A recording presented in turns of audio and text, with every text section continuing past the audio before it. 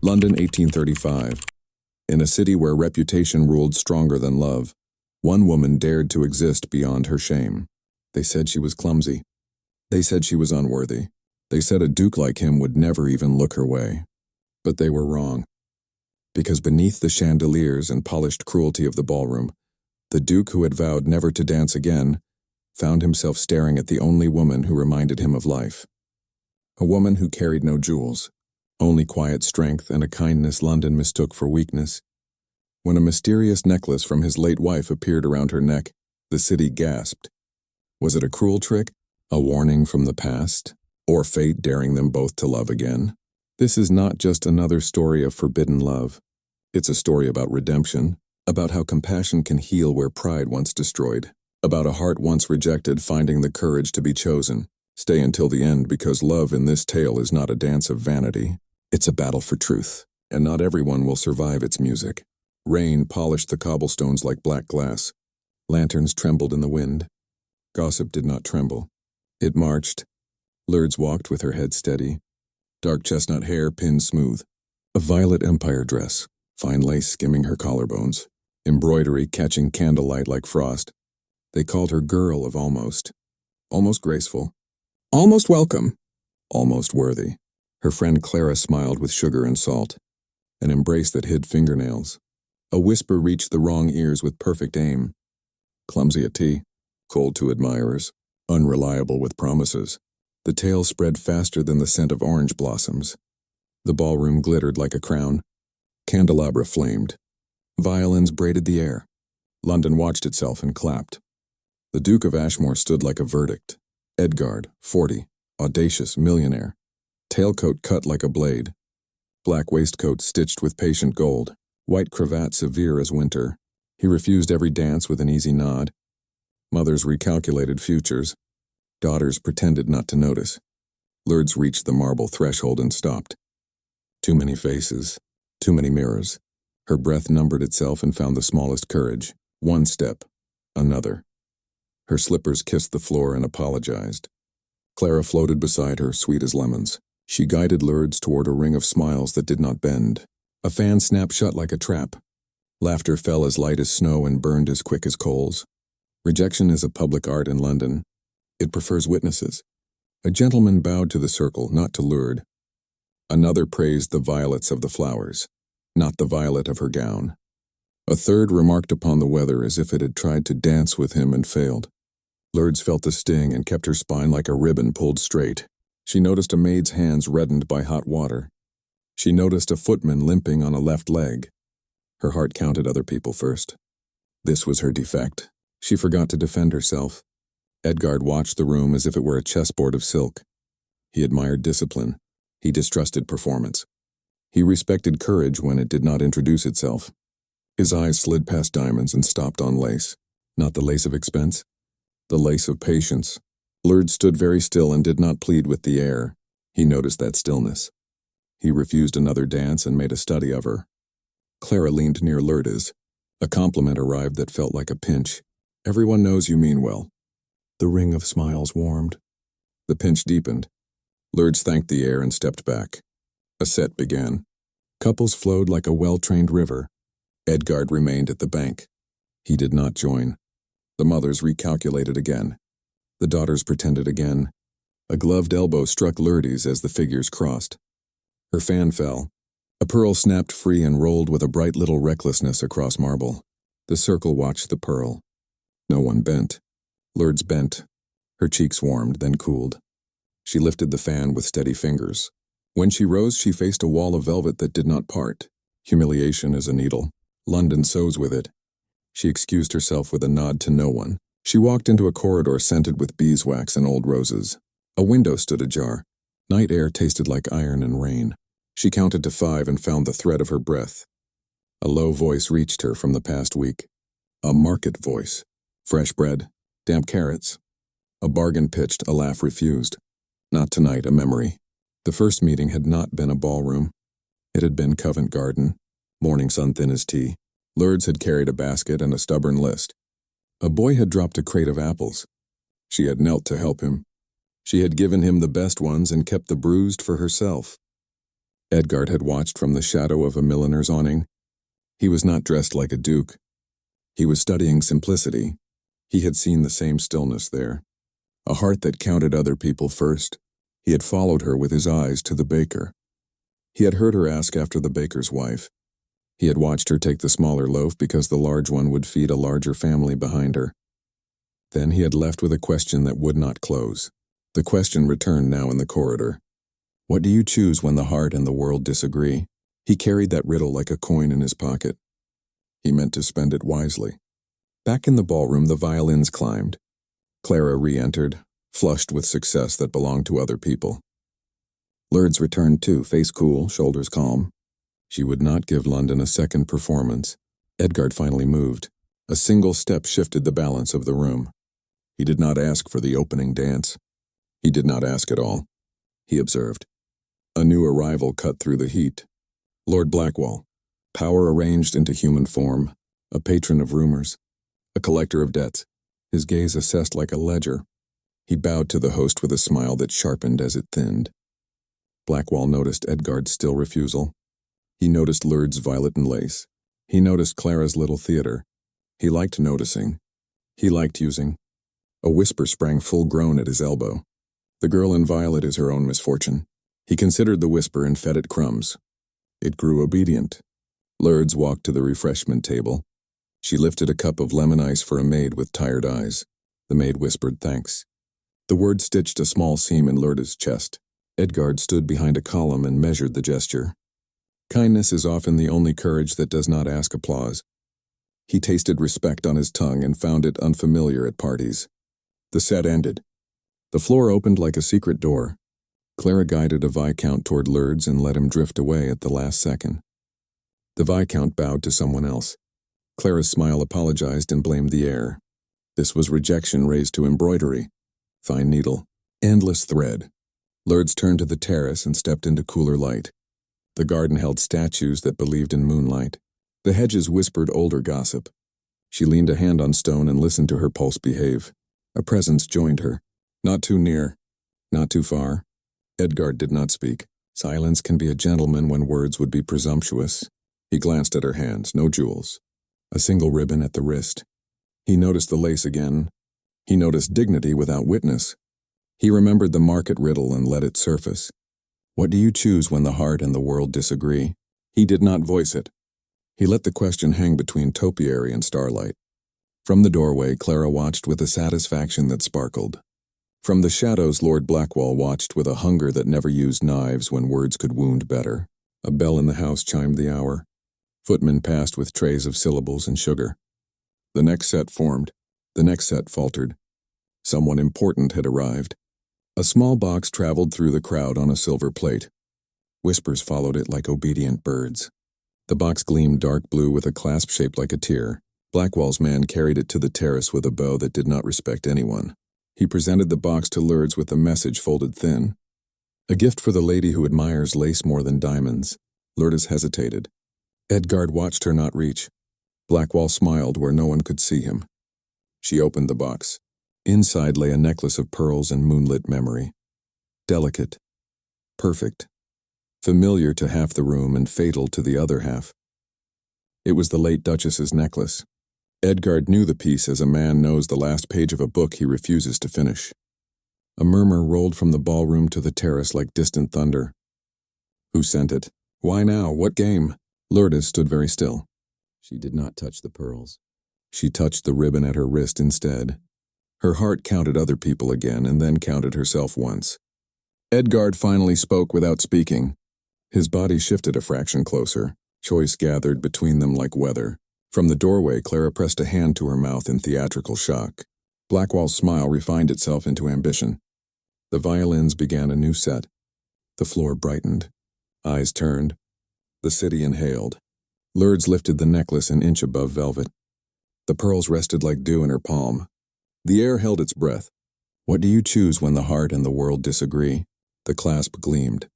The terrace waited. London leaned forward. Rain had ended, but the air still held its echo. By morning, the story had already grown wings. The necklace, the girl, the Duke. Breakfast tables buzzed like hives of porcelain and scandal. Every duchess in Mayfair had an opinion, and every maid had overheard one. Lourdes woke to sunlight filtered through lace curtains. Her dress from the night before hung like a bruised memory. She touched her wrist where the ribbon had been, now gone. The necklace lay on her vanity untouched, glowing with its own arrogance. The box had no name, no card. Only the sting of intention. She wondered if kindness could be mistaken for ambition. She wondered if humility could look like deceit. And she wondered who in London would care enough or hate enough to send her the ghost of another woman. Downstairs, her aunt's voice chased servants like a storm. Aunt Miriam had been raised on rules and regrets. A reputation, she said, is a fragile porcelain plate. Once cracked, no apology can mend the shine. Lourdes listened without answering. Her mind replayed the Duke's silence on the terrace. How his gaze had not condemned. How it had questioned instead. Across town, Edgard sat in his study, the morning paper untouched. The headline meant nothing. The memory of the pearls did. He had buried that necklace with his wife. Or so he thought. The fire crackled like gossip between old friends. He traced the rim of his teacup, lost in arithmetic that had no numbers. Who would dare send it? Why to her? Why now? Blackwall's name floated through his mind like a shadow refusing to vanish. That man never moved a piece on the board without expecting applause. A knock interrupted thought. Jenkins, his butler, entered with discreet unease. "A letter, my lord." No seal, hand-delivered. Edgard broke the fold. One sentence. When compassion becomes dangerous, the heart must choose its master. No signature, no peace. He folded it again, slower than before. Lourdes's face flickered in the firelight of his mind. Her composure, her kindness, her refusal to perform pain for applause. Some people whispered that he had buried his heart with his late wife. Perhaps they were right. Perhaps not. Perhaps the dead do not keep what love refuses to surrender. At midday, Hyde Park brimmed with carriages and calculated laughter. Ladies paraded opinions under parasols. Men compared investments disguised as compliments. Lourdes rode beside her aunt in a modest open carriage, trying to breathe as if the world were not staring. Clara appeared on horseback, smile sharpened and voice soft. She claimed concern. She offered pity. She disguised poison with perfume. My dear, what bravery to attend after such confusion. The necklace, of course, caused quite the stir. How unfortunate that it resembled the Duchess's so closely. Lourdes met her gaze, calm and clean as water. Then perhaps the resemblance lies not in the necklace, but in the intentions of those who speak of it. Clara's smile faltered like a ribbon losing its knot. From a nearby carriage, a familiar silhouette observed the scene. Edgard's eyes met Lourdes's through sunlight and suspicion. The park's noise faded. A pause, a breath, a silent recognition that the story had outgrown them both. He stepped down. The gesture was enough to tilt every parasol in London. Lourdes's aunt nearly fainted from the weight of society's gaze. Edgard approached, gloved hands behind his back. "Lady Lourdes," he began, his tone composed but edged. "May I request a moment of your time?" Clara turned pale sugar. The world turned louder. Lourdes hesitated only long enough to see that hesitation was a luxury. "Of course, Your Grace," he offered his arm. She took it. And in that small exchange, every gossip column for the next fortnight wrote itself. They walked toward the lake, silent but aware of every watching eye. He spoke first. The necklace. It was once hers. She looked ahead. "I know you did not return it. I did not know to whom it belonged. You opened it before witnesses. Would you have ignored a gift left in your path, my lord?" He stopped walking. For a heartbeat, his composure cracked like porcelain under heat. "You believe me cruel enough to test you?" She faced him. "No, only human enough to doubt me." Something like admiration crossed his eyes and vanished too quickly to name. The lake mirrored clouds that refused to settle. Wind carried laughter from distant carriages. He looked at the necklace again, then at her. "If I discover who sent it, London will learn the price of mischief." She shook her head. "Do not trouble yourself, Your Grace. Scandal feeds on attention." He almost smiled. "And yet here we stand, feeding it admirably." The air softened. Not peace, not tension. Something between. Behind a row of trimmed hedges, Lord Blackwall watched. His patience coiled tighter. He whispered to his driver, "It begins." The carriage rolled away, carrying schemes wrapped in velvet and revenge perfumed with civility. As Lourdes and Edgard walked back toward the crowd, something changed in his step. Less distance, more intent. He offered his arm again. "For appearances," he said. Of course, she answered. Neither believe the words. If this story is reaching your heart, don't forget to support it. Subscribe so this love and this channel can keep living. Now let's continue the story. By nightfall, London had already rewritten the day. The Duke and the Violet Lady, the necklace of ghosts, the stroll by the lake, every window lit with curiosity. In drawing rooms scented with ambition, ladies sipped gossip sweeter than wine. Men played cards pretending not to listen. Servants carried news faster than letters ever could. At the edge of the city, under softer light, Lourdes sat before her small mirror. The necklace rested on her table, silent as guilt. She did not wear it. She did not hide it. She only watched how it caught the candle's flame and refused to burn. A knock. Her aunt entered without permission, as always. "Child, London speaks your name tonight. Do you understand what that means?" Lourdes turned slowly. "It means they were bored yesterday. It means they will find someone else tomorrow." Aunt Miriam sighed. "You speak as if words cannot destroy. My dear, in this city reputation is the only currency that never devalues." "Then I shall remain poor," Lourdes said. Her aunt stared at her reflection, then softened. "The Duke may defend you. He has power, and power forgives beauty." Lourdes smiled faintly. "Then let him forgive himself first." At the same hour, across Mayfair, Edgar dismissed his guests with practiced courtesy. The house emptied, leaving only the silence that remembered his wife. Portraits glowed faintly by the fire. Her face forever calm, forever distant. He poured himself a drink he would not finish. Jenkins entered again, hesitant. "My lord, another message." The same handwriting. Edgar unfolded the note. "She wears what death cannot claim. Watch closely. The past repeats itself." He burned the paper in the hearth, but the words clung to him like smoke. The next day brought sunshine sharp as judgment. The Duchess of Greyfield's garden party. Every scandal worth its lace would be in attendance. Lourdes had no wish to go, yet her aunt insisted. Absence, Miriam said, is the loudest confession. So she dressed. A lilac gown with white lace trim, simple, delicate, the color of bravery pretending to be modesty. The necklace remained locked in her drawer, but its absence weighed as much as its presence. Carriages lined the avenue like polished pride. Perfume mixed with envy. Parasols fluttered like deceptive butterflies. Lourdes stepped down, spine straight, gaze quiet. Clara awaited near the fountain, radiant in gold. The perfect friend, the perfect liar. "Lourdes, how wonderful you dared to come. They said you would hide." "How brave." Lourdes inclined her head. "I leave hiding to those with more to conceal." Clara's smile cracked behind her fan. Before she could reply, a ripple moved through the crowd. The Duke had arrived. Edgar's presence was not entrance but impact. Every conversation paused. Every fan froze mid-wave. Even the birds seemed to reconsider song. He approached Lourdes with measured gravity. "Lady Lourdes," he said, "would you honor me with a walk?"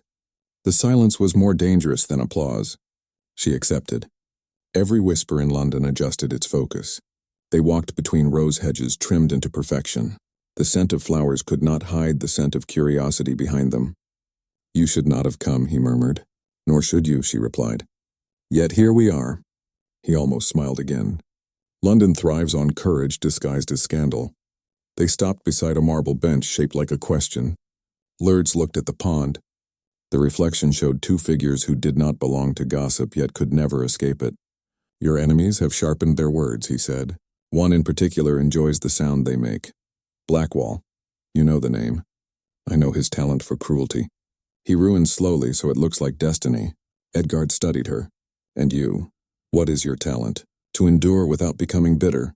The simplicity of the answer disarmed him.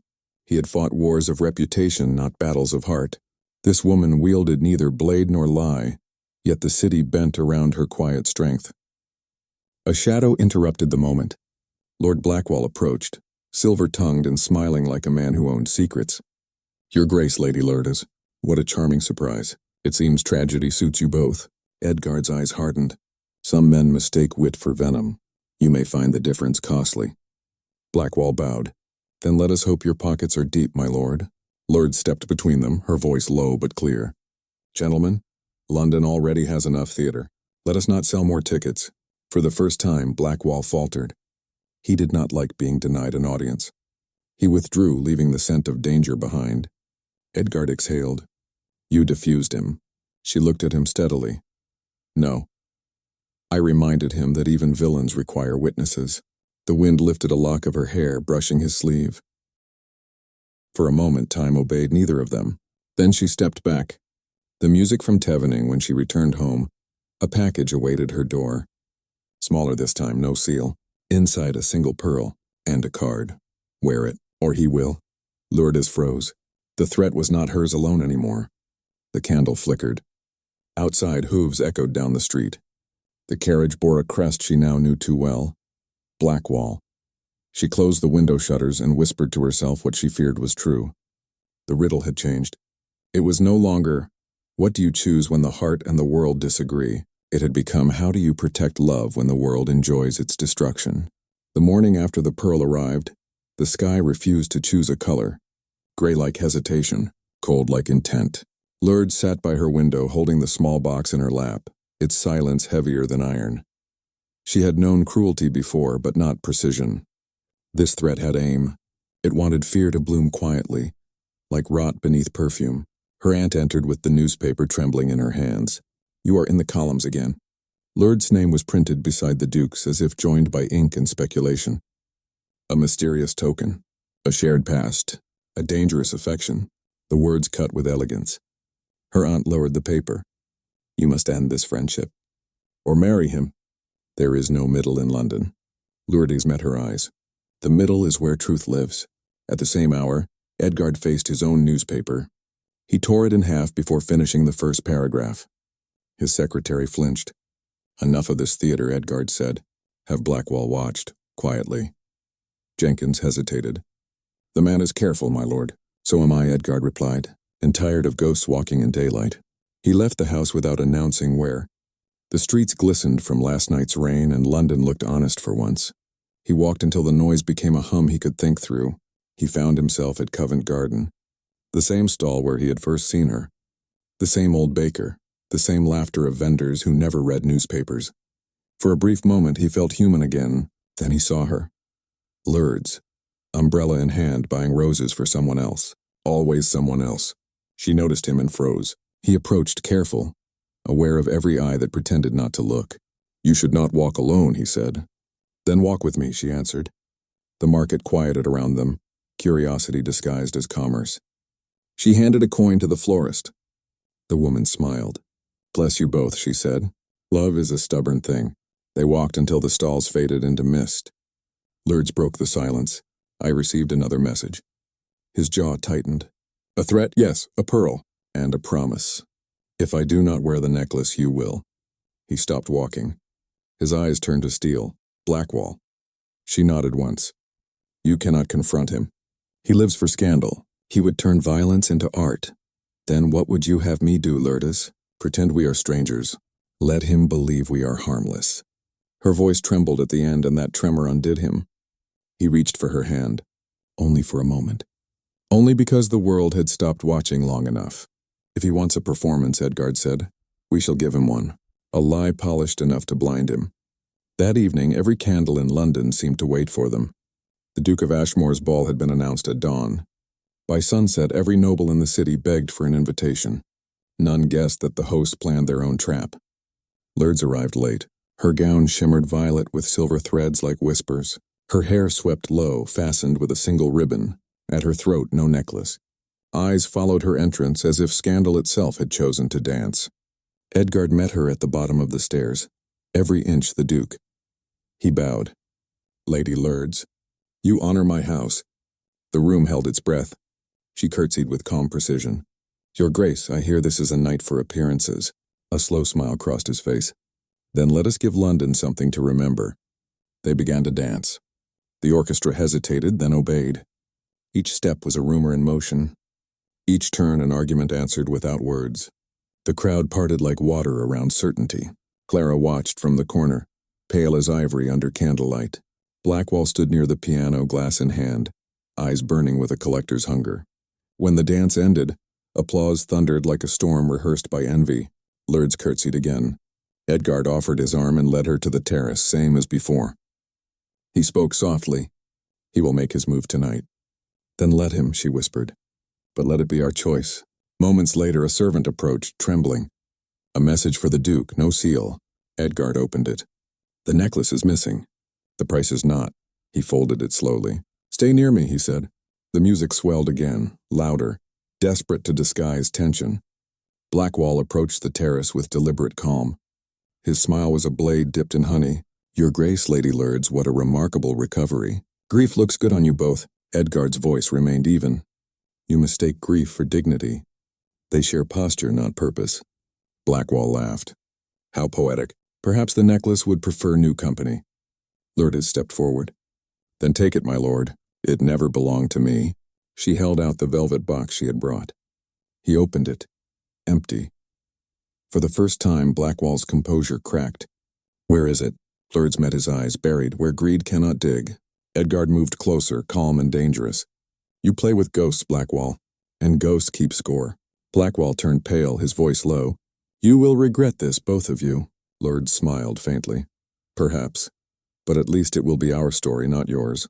He stepped back, furious but cornered. The orchestra struck a final note. The night ended with applause too loud to hear the truth behind it. When the guests were gone, the Duke stood beside her under the dying chandeliers. You buried it, truly. Yes, in the garden behind the chapel, where his wife rests. He looked at her, something unreadable in his eyes. You are either the bravest woman in London or the most foolish. She smiled softly. Perhaps both. Outside, the wind shifted. The scandal would fade, but the story would remain. And somewhere in the dark soil of Ashmore's garden, a necklace slept between two hearts that had stopped pretending. Winter came early that year. Snow traced the rooftops like forgotten lace. London's gossip cooled but never froze. It merely changed flavor. The Duke of Ashmore had withdrawn from society. No more balls. No more invitations. No more games. Lourdes, too, had vanished from the drawing rooms and parlors that once whispered her ruin. To those who asked, she was recuperating. To those who guessed, she was finished. To those who knew nothing, which was everyone, she was finally at peace. The truth was quieter and far less convenient. Lourdes now lived at Ashmore Manor, officially as a companion to the Duke's aunt. Unofficially, she had become the calm inside his storm. The household had changed since her arrival. Fires were lit earlier. Meals were shared in the small dining room instead of the grand hall. The Duke smiled more often, though never when anyone watched. He still walked with discipline, spoke with precision, and dressed like a man negotiating with grief. But something in him had softened, the way frost melts on stone when sunlight insists. One morning, Lourdes found him in the library, surrounded by letters sealed but never sent. He looked up, startled, as though caught reading a secret he himself had written. You keep writing to her, she said. To the Duchess, he nodded. Habit, perhaps, or confession. The dead forgive better than the living. She stepped closer, her hands folded in the quiet of her skirt. Or perhaps the living simply ask harder questions. His mouth curved, not into a smile, but something that remembered one.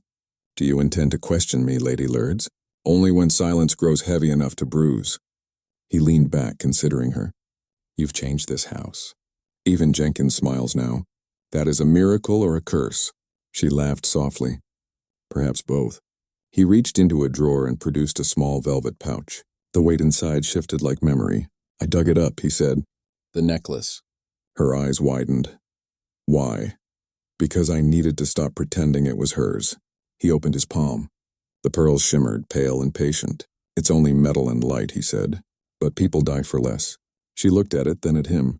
What will you do with it? He closed his fist. That depends on what you will do with me. The words hung in the air like scandal in the making. Lourdes froze, unsure whether to breathe or curtsy. You think too loudly, he said. You speak too boldly, she replied. Their eyes met, steady, equal. It was not a declaration. It was an understanding. Later that afternoon, snow began to fall again, heavier, urgent. The Duke's carriage stood ready at the gate. He had promised his aunt a visit to the chapel for Christmas prayers. Lourdes joined them, wrapped in lilac wool and quiet composure. The chapel, nestled behind the manor, carried the scent of stone and candles. It was there months ago she had buried the necklace. It was there he had found it again. Now, beneath the same oak, the earth wore a blanket of white. He stopped beside her. When I first met you, he said, you looked like someone trying not to disappear. Now you look like someone the world forgot to defeat. She lowered her eyes. And you, my lord, look less like a man haunted by ghosts, more like one learning to live among the living. He smiled then, honest and unguarded. If redemption has a face, it wears lilac. She laughed. And arrogance, it seems, survives every season. She hesitated, then took it. Let them speak, she said. They have little else to keep them warm. As they walked back toward the manor, the snow deepened. The pearls inside his pocket caught the faintest glimmer of moonlight. No longer a relic of loss, but a promise unspoken. Inside, the fire welcomed them home. The servants whispered. The city would follow soon enough. And though no vows had yet been exchanged, something eternal had begun quietly, honestly, without permission. The season began with rumors and frost, whispers of a marriage that had not yet been announced, of a duke seen smiling, of a woman who could silence him with a glance. Ashmore Manor bloomed again. Candles stayed lit past supper. The sound of laughter returned to its hallways like a guest long missed. Even the portraits seemed less severe. Lourdes walked the gardens each morning. Her gown brushed frost-kissed roses, the color of forgotten secrets. She carried a book she never read and thoughts she could not name. The Duke often joined her, though he pretended not to. He appeared with excuses of inspection or fresh air, but every servant in the house knew the truth. One morning she found him at the stables, sleeves rolled, helping the stable boy mend a gate. The sight startled her, a Duke with dirt beneath his nails. He looked up, caught her watching, and smiled without shame. Good morning, Lady Lourdes. Do you disapprove of honest labor? She tilted her head. I disapprove only when it is performed for an audience. Then you must stay. You make the work worthwhile. She tried to scold him with her eyes but failed. He laughed, the rare unguarded kind that no ballroom had ever heard. It startled her heart into betraying its calm. Later that day an invitation arrived. Crest of Lord Blackwall. The ink itself seemed a sneer. To celebrate the new season, Lord Blackwall invites the Duke of Ashmore and his household to a winter masquerade. Attendance would be most enlightening. The message was clear. The war was not over. That evening, Lourdes stood by the fire reading the card again. He will never stop, she said quietly. Then we stop pretending, Edgard replied. London has already written our story. Let us choose the ending. He turned to her, his expression steady, sure. Marry me, Lourdes. The room exhaled.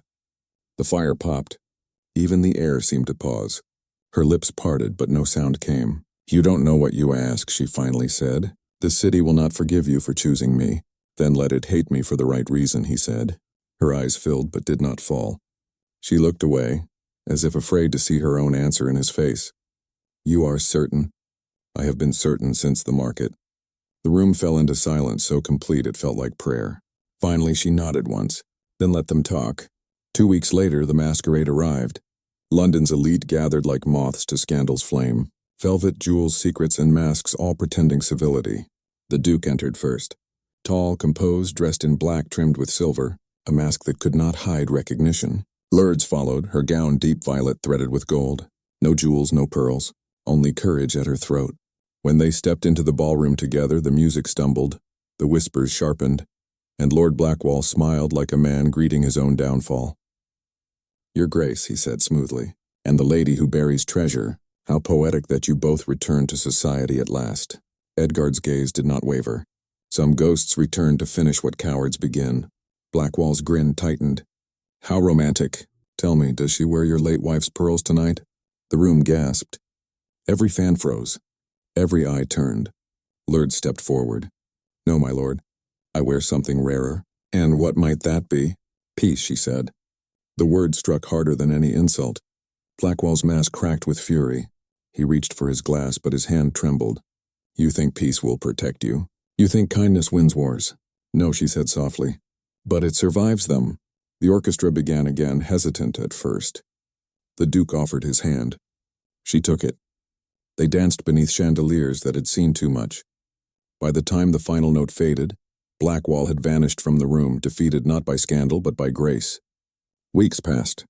The city moved on to fresher gossip. One morning, the Times printed a short announcement. The Duke of Ashmore and Lady Lourdes Morven were wed in a private ceremony at Ashmore Chapel. No further details were provided. The world demanded more. They gave it silence. In that silence, love settled. Not loud, not fragile, but enduring.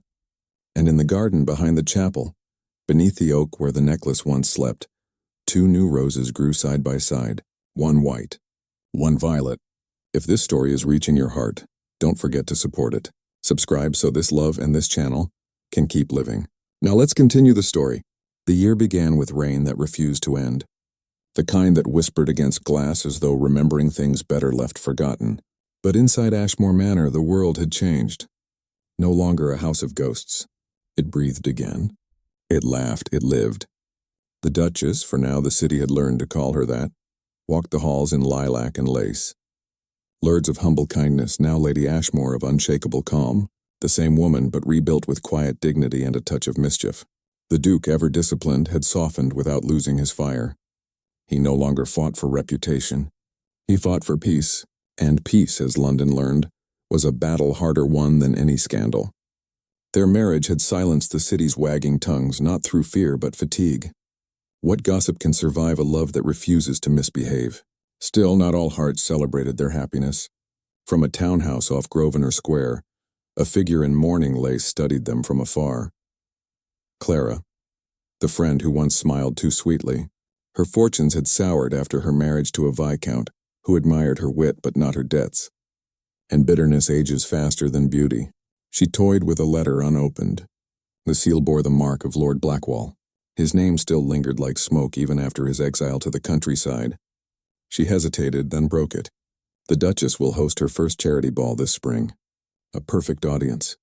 A perfect opportunity. One small truth whispered at the right time can unmake even love. Clara closed the letter with trembling fingers. Outside the rain thickened. And London, ever hungry, prepared for another performance. Spring arrived soft and golden. Lourdes had planned the charity ball herself. Every flower, every candle, every breath of lavender in the air. It was not a show of wealth, but of healing. The proceeds would go to the widows of war. The invitations were simple but sincere. Even those who once mocked her came, for curiosity, for redemption, or simply for a new rumor to carry home. The night glittered with chandeliers and forgiveness. The Duke watched his wife glide through the crowd, grace woven with humility. No crown, no arrogance, only presence. He caught her hand when she passed. "You look like peace given form," she smiled. "And you look like a man who still doubts it can last." Before he could answer, a familiar perfume sliced through the moment. Clara, her gown of silver and regret. Her smile polished but empty. Lourdes greeted her with genuine kindness, which only sharpened the other woman's envy. Clara's voice dripped with charm. "Your Grace, London still speaks of your grace under pressure. Tell me, is it true what they say that the Duchess wears the pearls again?" The room fell to a hush. Lourdes turned, calm as a candle's flame. "No, Clara. I returned them to their rightful owner, the earth." A murmur rippled through the guests. The Duke's eyes narrowed just enough to warn. But Lourdes's tone never wavered. "You see, some treasures belong to memory, not vanity." Clara's expression faltered. The attack had failed. Kindness had deflected what pride would have magnified. The orchestra began a waltz, and the Duke extended his hand. "Dance with me, Lourdes. Let them remember what grace looks like." They moved across the marble floor, violet silk meeting black satin. Each step a declaration of everything they had endured. Clara stood frozen, the applause a storm she could not weather. She left before the final note. Later, as the last guests departed and the candles guttered low, Lourdes sat with Edgard by the grand window, watching dawn dissolve the night. "You did not flinch," he said, even when they turned. "If I did," she whispered, "the story would have owned me again. But now I own the silence." He reached for her hand. "London will forget us one day." She smiled. "Then we will finally be free." Outside, the first birds sang over wet stone. Ashmore Manor glowed faintly in their song. And deep in the garden, beneath the oak that had seen every season of their hearts, the violet and white roses bloomed again, side by side, untouched by gossip, rooted in forgiveness. Fog wrapped the city like a whispered secret. Even the carriages moved slower, cautious of what they could not see. Yet within Ashmore Manor, light spilled from every window, warm as belonging. The Duke and Duchess had grown into their quiet rhythm.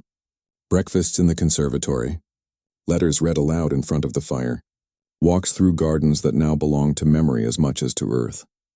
Lourdes had begun hosting small gatherings for orphaned children, art lessons, storytelling, music. The city called it charity. She called it healing. Every laughter that echoed through the halls stitched a piece of her old wounds shut. Edgard often watched her without her knowing. How she leaned closer when a child spoke.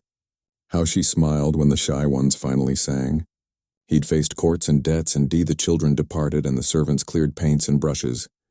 Lourdes found him standing by the piano. He held a small parcel tied with a violet ribbon. "What mischief is this?" she asked. He handed it to her. No mischief. A promise kept. Inside lay a simple chain, gold, unadorned. At its center a tiny glass locket. Within it a pressed petal of violet. She looked up. "It isn't pearls." He smiled. "No, it's something that lives." Her throat tightened. She fastened it, her fingers trembling. The glass caught the afternoon light, scattering color like forgiveness. "When I lost her," he said softly, "I thought grief was loyalty. Now I know love is." She touched his cheek, gentle as prayer. "Then let's be loyal to the living." That night they dined in the smaller hall. No guests, no spectacle, only warmth and music from the hearth.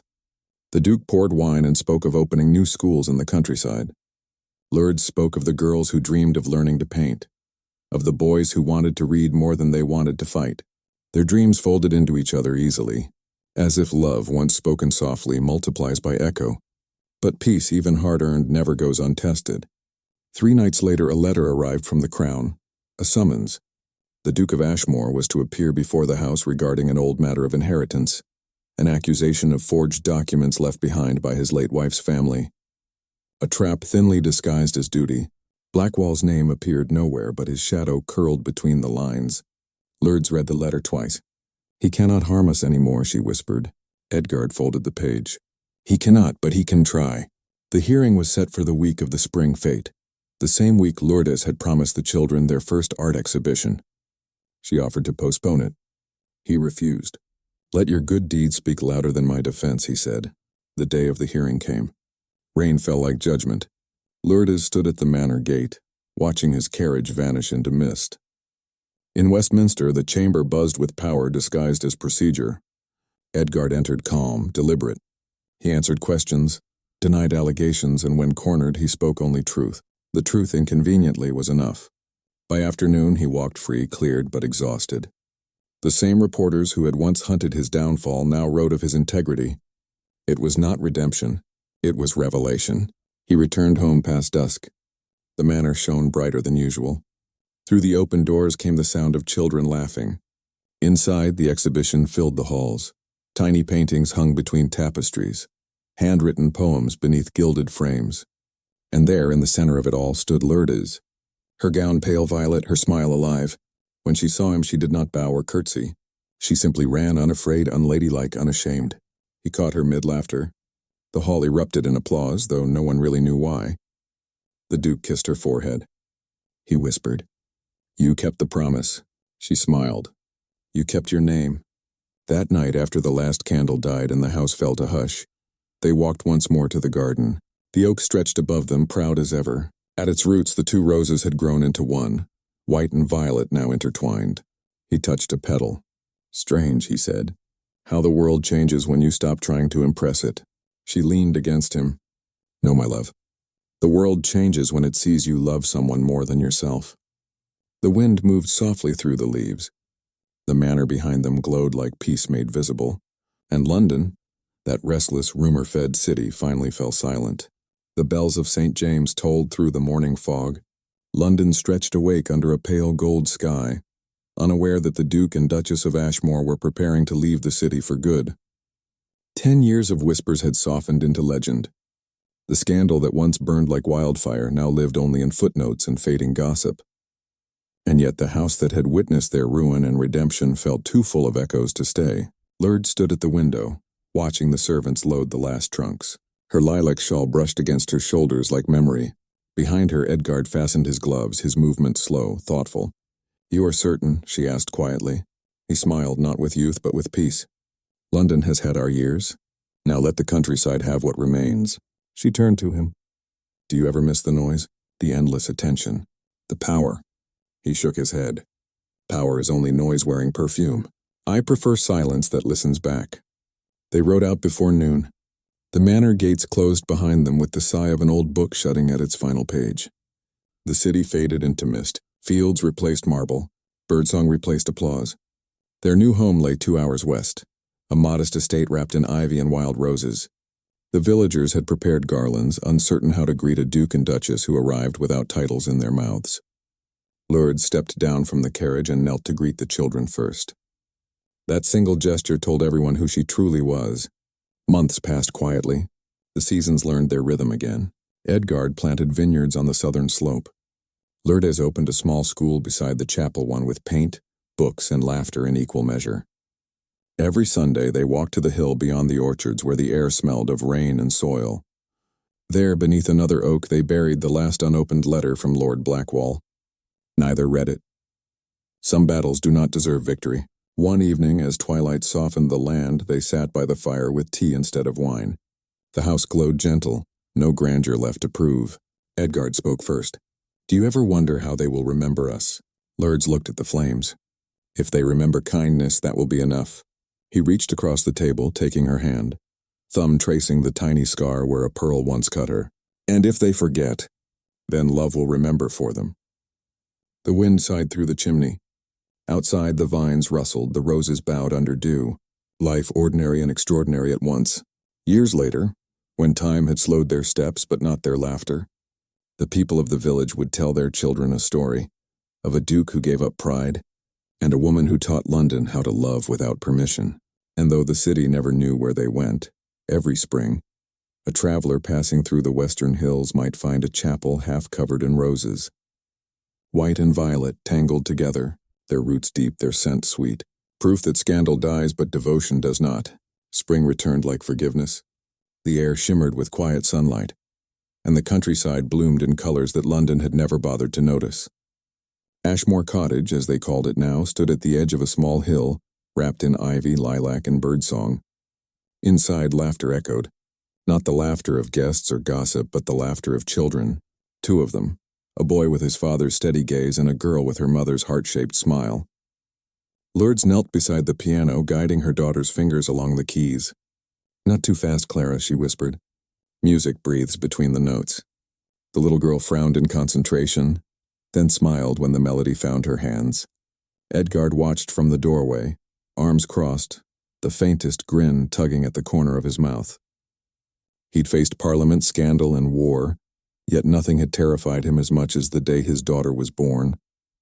She had arrived during a thunderstorm, crying with the same fierce resolve her mother once carried through ballrooms full of wolves. Now, years later, peace had shaped itself into family, and for a man who once lived by armor, the sound of laughter was the finest weapon he'd ever owned.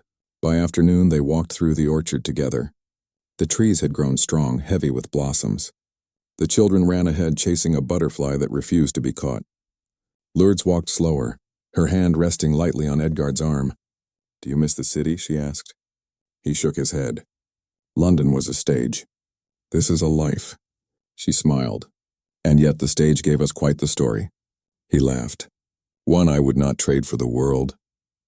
They reached the oak tree on the hill. Its roots twisted through time itself. At its base stood a small stone marker. No title, no crest, only 2 initials carved together. L and E. Lourdes brushed a petal away from it. "It feels strange to think how far we've come," she murmured. "From scandal to peace." He looked down at her, his eyes soft. Peace was never the opposite of scandal. It was what we built after surviving it. The sun slipped lower. Their children ran back toward them, breathless with joy. The boy held up a handful of violets. "For Mama." Lourdes took them, laughter bright in her voice. "Thank you, my love." She turned to Edgard. "Do you remember the first time you saw me?" "At the market," he said. "You gave away your best bread to a stranger." She smiled. "And you refused every dance until I wore your late wife's necklace." He nodded slowly. "And I've been dancing ever since." She rested her head against his shoulder, the sky painting them in gold and lilac. Years would pass. The children would grow, the garden would expand, and the world beyond would change again and again. But the people of the valley would remember the Duke and Duchess of Ashmore as something else entirely. Not nobility, not tragedy, but devotion that aged like fine wine and truth.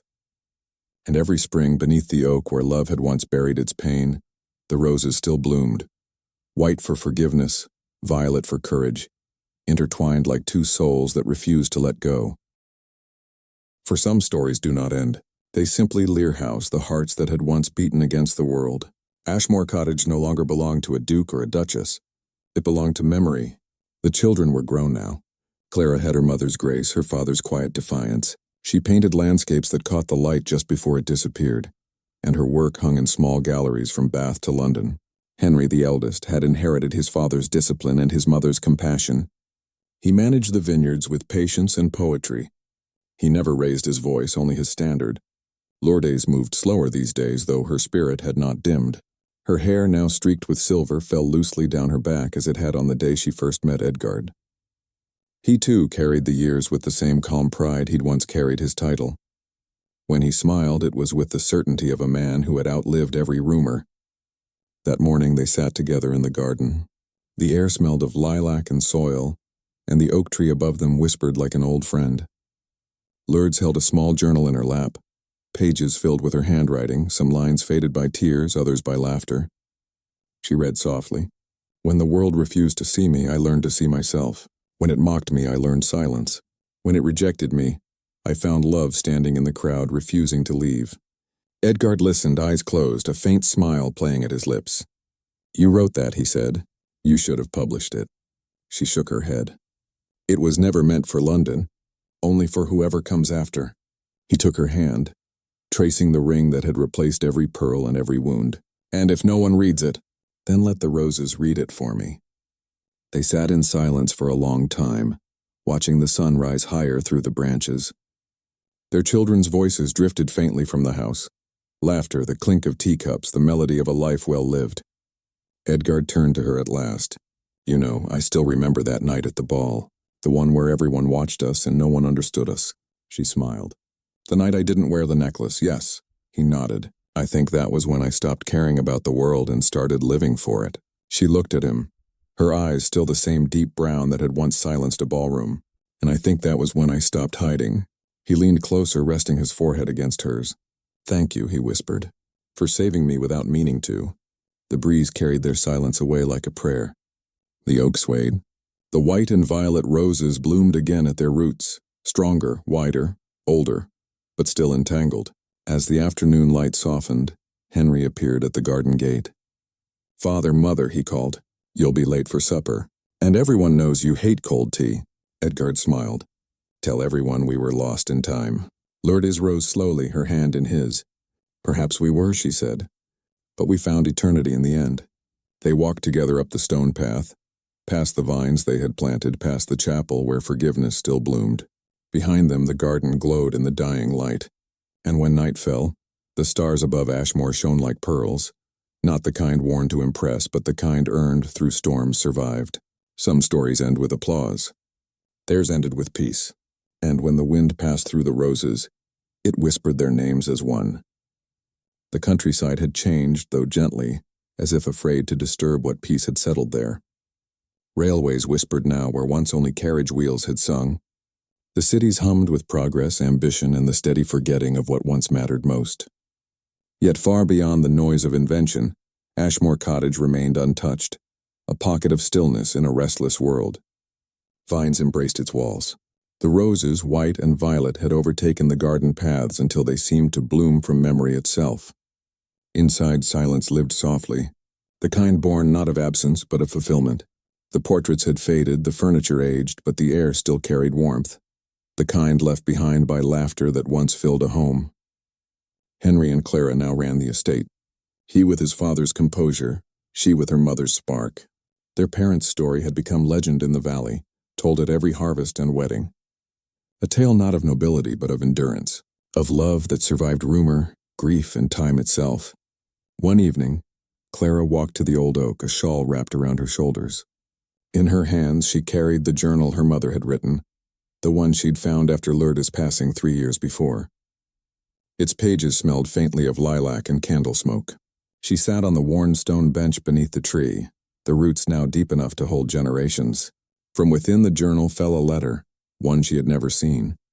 The ink had faded, but the words were clear. To my children, or to whoever finds this when the garden has outlived me, we once lived in a world that mistook noise for truth and gossip for love. If you ever feel unseen, remember that silence can speak louder than applause. Do not chase admiration. Build peace instead. And when you love, love kindly, for kindness is the only inheritance that cannot be stolen. Clara closed the journal, tears tracing quiet paths down her cheeks. She looked out at the valley, at the vineyard glowing gold in the last light.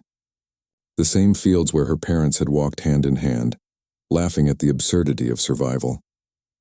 Behind her, Henry approached, his steps slow. "You found her letter," he said. She nodded. They loved so quietly that even heaven must have paused to listen. He smiled faintly.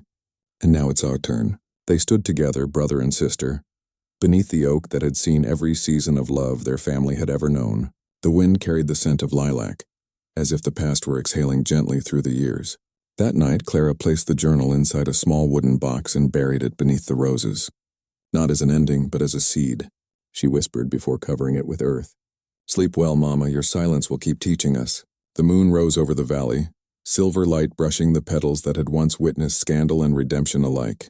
The house glowed softly from within, a place where love had learned to grow roots deeper than time. And when the wind passed through the garden, those who listened closely swore they could still hear two voices, gentle, amused, eternal, the Duke's low murmur, the Duchess's quiet laughter, two hearts still intertwined forever in bloom. If this story touched your heart, if you believe love still deserves a voice, help this channel grow. Subscribe, leave your light in the comments, and let's keep bringing these forgotten hearts back to life together. Now let's continue the story. If you made it to the end, thank you for walking through every shadow and every light of this story. What we learned here is simple but eternal, that love is not about perfection, it's about persistence. That kindness is not weakness, it's quiet strength. And that forgiveness, even when the world doesn't deserve it, can set a soul free. May this story remind you that it's never too late to heal, to begin again, to be loved for who you truly are. Stay close, because every story here carries a heartbeat, and every heartbeat deserves to be heard. Until the next one, with love from behind the curtain.